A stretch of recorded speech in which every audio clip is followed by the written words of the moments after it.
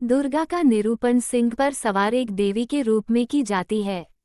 दुर्गा देवी 8 भुजाओं से युक्त हैं, जिन सभी में कोई न कोई शस्त्रास्त्र होते हैं।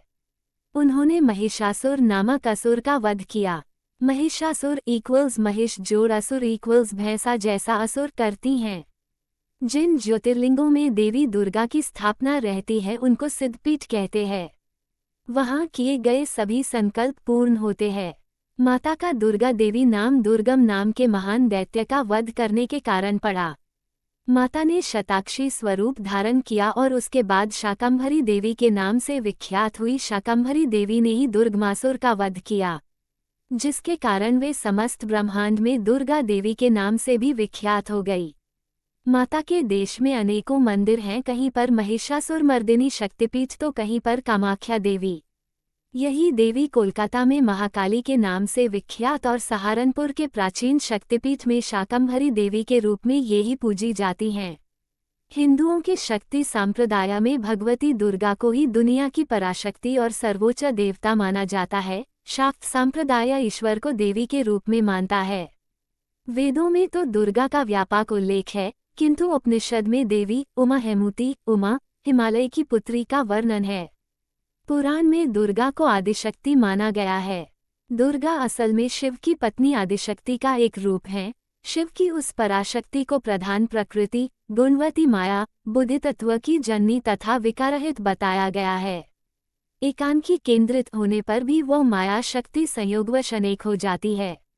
उस आदि शक्ति देवी ने ही सरस्वती ब्रह्मा जी की पहली पत्नी लक्ष्मी और मुख्य रूप से पार्वती सती के रूप में जन्म लिया और उसने ब्रह्मा, विष्णु और महेश से विवाह किया था।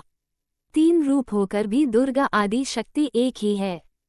देवी दुर्गा के स्वयं कई रूप हैं, सावित्री, लक्ष्मी एवं पार्वती से अलग। मुख्य रूप उनका गौरी है, अर्थात शांतमय, सुंदर और गोरा रूप। उनका सबसे भयानक रूप काली है, अर्थात काला रूप। विभिन्न रूपों में दुर्गा भारत और नेपाल के कई मंदिरों और तीर्थस्थानों में पूजी जाती हैं। भगवती दुर्गा की सवारी शेर है।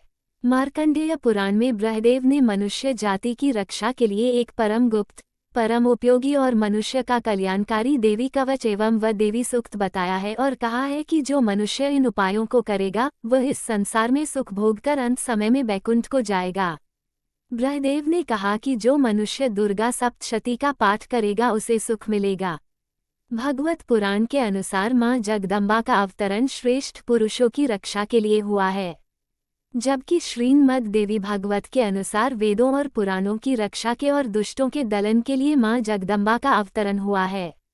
इसी तरह से ऋग्वेद के अनुसार मां दुर्गा ही आदि शक्ति है, उन्हीं से सारे विश्व का संचालन होता है और उनके अलावा और कोई अविनाशी नहीं है।